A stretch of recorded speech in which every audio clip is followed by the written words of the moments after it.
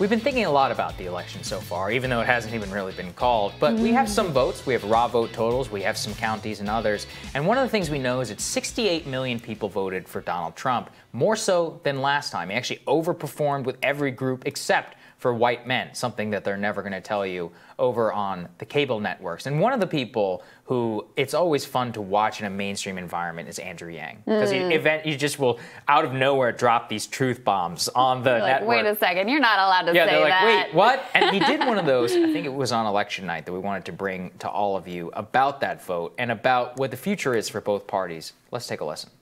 So you have to ask yourself, what has the Democratic Party been standing for in their minds? And in their minds, the Democratic Party, unfortunately, has taken on this role of the coastal urban elites who are more concerned about policing various cultural issues than improving their way of life that has been declining for years. And so if you're in that situation, this to me is a fundamental problem for the Democratic Party, because if they don't figure this out, then this polarization and division will get worse, not better.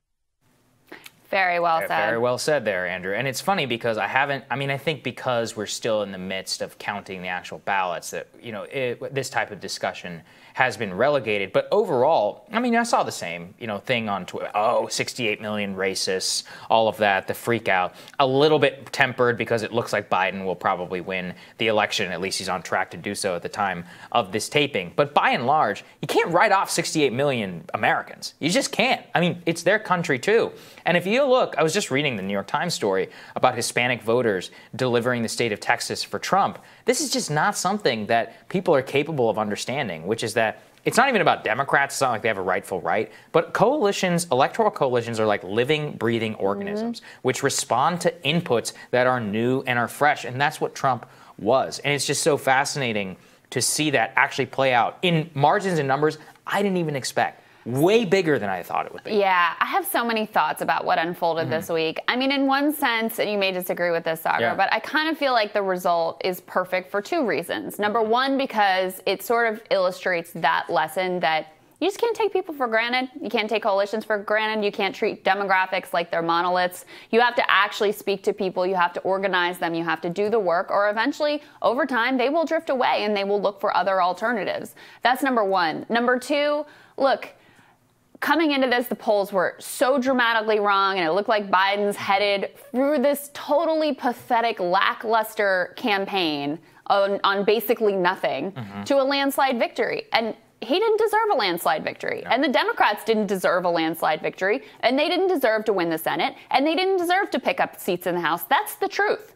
So the fact that, in my estimation, Biden will be marginally better than Donald Trump. But he did not deserve to have some landslide mandate and neoliberals thinking like, oh, this was amazing and this was like exactly what the people wanted and they're all coming to our side. They did not deserve that repudiation of Donald Trump that they so desperately wanted. They didn't deserve to have a massive win. So the fact that they sort of barely eked it out, and I don't want to downplay it. Anytime you defeat an incumbent president, that's a significant big deal. That's a big deal. The popular vote number is going to be, fairly significant, multiple million votes in favor of Joe Biden. He's likely to end up with a pretty significant electoral college victory. But let's not pretend that this is what they wanted or expected. And then when you look down ballot, the fact that they aren't likely to win the Senate, that they lost seats in the House, and who lost? Who lost in the House? It was mostly these centrist blue dogs, corporatists,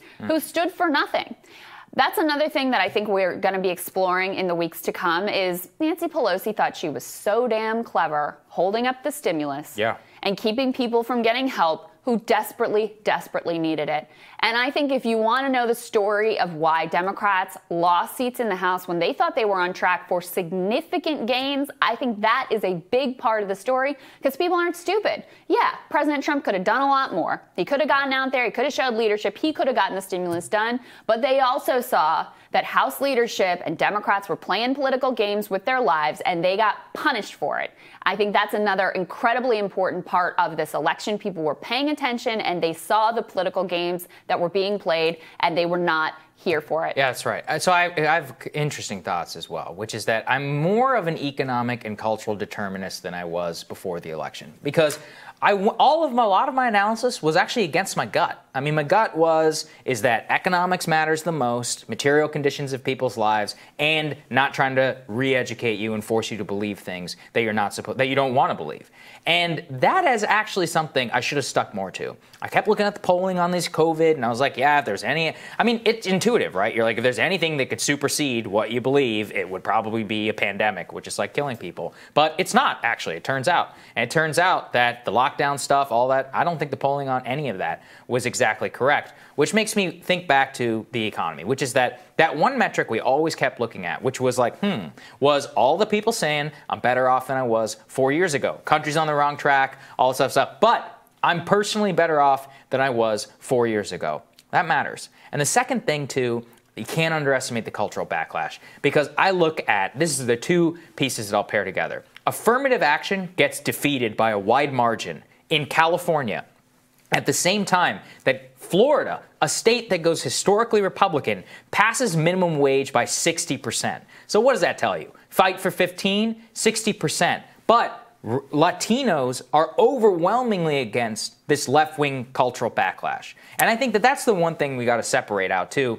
I see AOC and Rashida Tlaib are all pissed at, like, Abigail Spanberger for saying, oh, she's blaming the left, socialism. So Spanberger, I think, gets it wrong, which is that I think when people are blaming the left or socialists is that it gets wrapped into this kind of cultural liberalism. Yes. Nobody's talking when they're blaming socialists about Fight for 15 or Medicare for All. I mean, that's true, right? But look, even California, a super blue state, votes down affirmative action by a very high margin. So it just tells me how much people despise woke politics, which I think is a good thing. Well, and I join them in that in despising that. So to me, it just once again confirms, next time I'm going with my gut, I'm never trusting these damn polls ever again. I'm an economic determinist at heart, and on culture, you cannot force these things down people's throats, and that is what a lot of the left tried to do for a long time. And they can try and tell you otherwise, but it's 100% I think it's an even true. more basic sense of, there's a sense of contempt that comes from elites,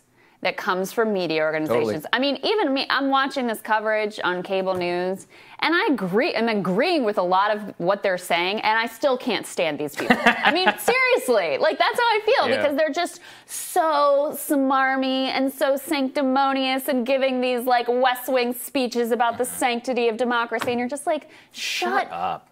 Yeah. Like, tell me about all of the ways that you all have failed this country so repeatedly and so disastrously. And so what I've been thinking a lot about is the fact that after 4 years of every segment and virtually every article and every mainstream journalist going down the path of, like, the answer is always Trump is bad. The moral of every story is Trump is bad. Throwing everything they could at him, every single thing.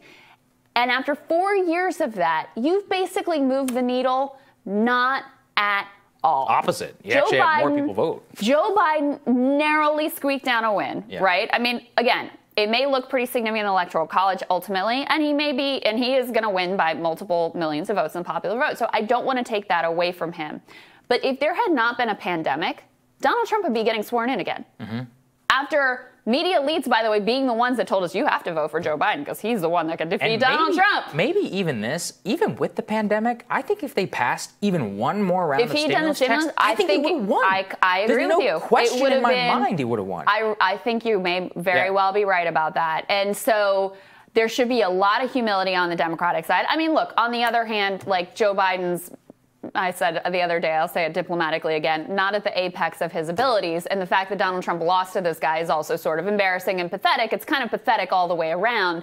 And it's interesting, and something I want to dig into more, the fact that Trump actually underperformed the Senate candidates and underperformed the Republican House candidates, which is something that we need to unpack and think about why that would be as well. But look, ultimately, Democrats got lucky.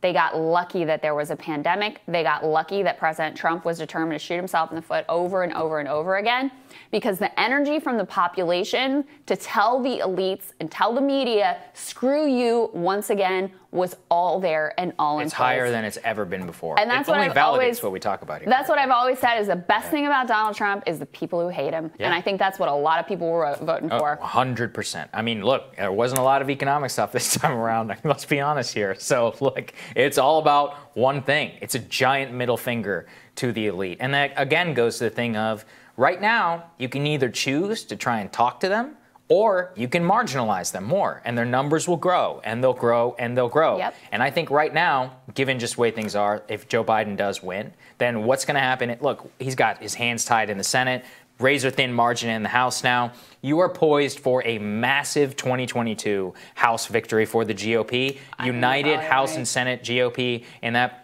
point of view. And then if he does run, or if Kamala runs, or whomever in 2024, I think they're going to get wiped the floor. So. Long way from now. Yeah. I'm not ready to wrap my head around all of that, but I think that backlash, I think you're absolutely right, is coming. Next week on Rising, trust me, the election will continue to be the big story. Many of our greatest friends of the show will have more insight and analysis for you. Remember to hit the subscribe button so you don't miss any of our videos, and don't forget to like and share as well. We will see you all next week, and thank you all. We hit 900,000 subscribers on YouTube. Only been doing this for like a year and a half. It's kind of amazing. Yeah, so keep it coming. Is amazing. Guys, we're so grateful to you. Thanks for spending the week with us. We saw all the great comments about the live stream. Election night, and we can't tell you how much we appreciate and thank you. So please get some rest, enjoy the weekend. I promise you the country will still be here on Monday, and we'll see you then.